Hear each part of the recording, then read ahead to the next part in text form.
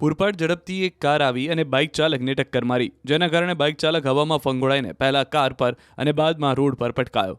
પ્રત્યક્ષદર્શીના દાવા પ્રમાણે કાર ચાલકે નશો કરીને ટલ્લી થયેલો હતો. કાર ચાલક પોતાના પગ પર પણ ઊભો રહી શકે એવી સ્થિતિમાં નહોતો. અકસ્માત બાદ જ્યારે લોકોએ કારની અંદર જોયું તો દારૂની બોટલ મળી આવી. બીજી તરફ અકસ્માતમાં ઘાયલ થયેલા બુલેટ ચાલકને સારવાર માટે ખસેડાયો. આજવા રોડ પર શ્રીહરિ ટાઉનશીપ નજીક થયેલા અકસ્માત માટે સ્થાનિકો નશાખોર ચાલક ઉપરાંત તંત્રને પણ જવાબદાર ઠેરવી રહ્યા છે, કારણ કે સ્પીડ બ્રેકર પર સફેદ પટ્ટા ન લગાવ્યા હોવાથી વાહન ચાલકો છેતરાય છે અને અકસ્માત થતો હોવાનો દાવો છે. ઘટનામાં એવું છે કે આ બમ્પર જે બનાવેલો છે પ્રશાસને બમ્પર પર પટ્ટા જ નહીં પાડ્યા, તો જેથી કોઈને દેખાતા જ નહીં કે બમ્પર છે કે શું છે. અને આગળ જ દારૂનો વેપાર થાય છે. જે રીતે દારૂનો વેપાર થઈ રહ્યો છે એ રીતે લોકો પીને અહીંયા જ એક્સિડન્ટ કરી રહ્યા છે. આગળ એક્સિડન્ટ થઈ રહ્યા છે. આની પહેલાં બી એક એક્સિડન્ટ થયું હતું, એમાં છોકરો મરી ગયો.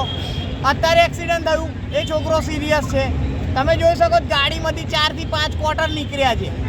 તો પ્રશાસને એનું ધ્યાન આપવું પડે. પોલીસ પ્રશાસનને બી જણાવવાનું કે તમે બી ધ્યાન આપો. જે ઘટના બની એનામાં કેટલા ઈજા થયા છે? ઈજા તો ખાસી થઈ છે. છોકરાને કમરથી ડેમેજ થઈ ગયો છે. છોકરો હજુ બી આઈસીયુમાં છે.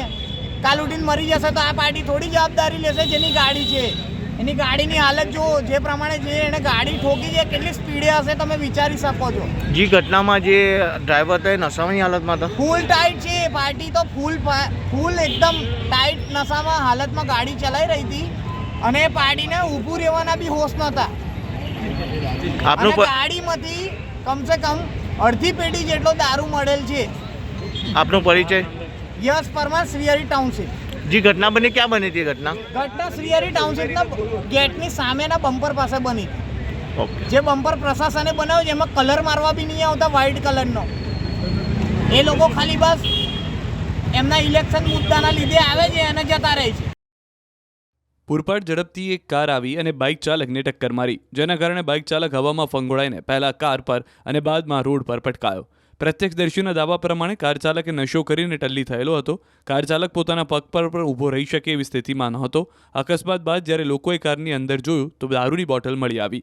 બીજી તરફ અકસ્માતમાં ઘાયલ થયેલા બુલેટ ચાલકને સારવાર માટે ખસેડાયો.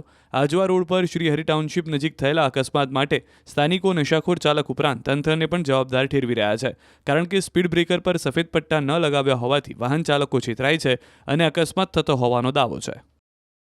ઘટનામાં એવું છે કે આ બમ્પર જે બનાવેલો છે પ્રશાસને બમ્પર પર પટ્ટા જ નહીં પાડ્યા, તો જેથી કોઈને દેખાતા જ નહીં કે બમ્પર છે કે શું છે. અને આગળ જ દારૂનો વેપાર થાય છે. જે રીતે દારૂનો વેપાર થઈ રહ્યો છે એ રીતે લોકો પીને અહીંયા જ એક્સિડન્ટ કરી રહ્યા છે. આગળ એક્સિડન્ટ થઈ રહ્યા છે. આની પહેલાં બી એક એક્સિડન્ટ થયું હતું, એમાં છોકરો મરી ગયો. અત્યારે એક્સિડન્ટ થયું, એ છોકરો સિરિયસ છે.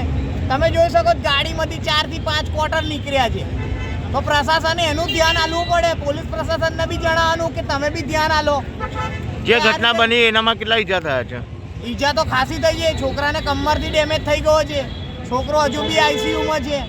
કાલ ઉઠીને મરી જશે તો આ પાર્ટી થોડી જવાબદારી લેશે જેની ગાડી છે. એની ગાડીની હાલત જો જે પ્રમાણે જે એને ગાડી ઠોકી છે, કેટલી સ્પીડે હશે તમે વિચારી શકો છો. જે ઘટનામાં જે ડ્રાઈવર હતો એ નશાની હાલતમાં હતો. ફૂલ ટાઈટ છે. પાર્ટી તો ફૂલ એકદમ ટાઈટ નશામાં હાલતમાં ગાડી ચલાવી રહી હતી અને પાર્ટીને ઊભું રહેવાના બી હોશ નહોતા. અને ગાડીમાંથી કમસે કમ અડધી પેટી જેટલો દારૂ મળેલ છે. આપનો પરિચય? યશ પરમાર, શ્રીહરિ ટાઉનશીપ. જે ઘટના બની ક્યાં બની હતી? ઘટના શ્રીહરિ ટાઉનશીપના ગેટની સામેના બમ્પર પાસે બની. ઓકે. જે બમ્પર પ્રશાસને બનાવ્યો છે એમાં કલર મારવા બી નહીં આવતા, વ્હાઇટ કલરનો. એ લોકો ખાલી બસ એમના ઇલેક્શન મુદ્દાના લીધે આવે છે અને જતા રહે છે.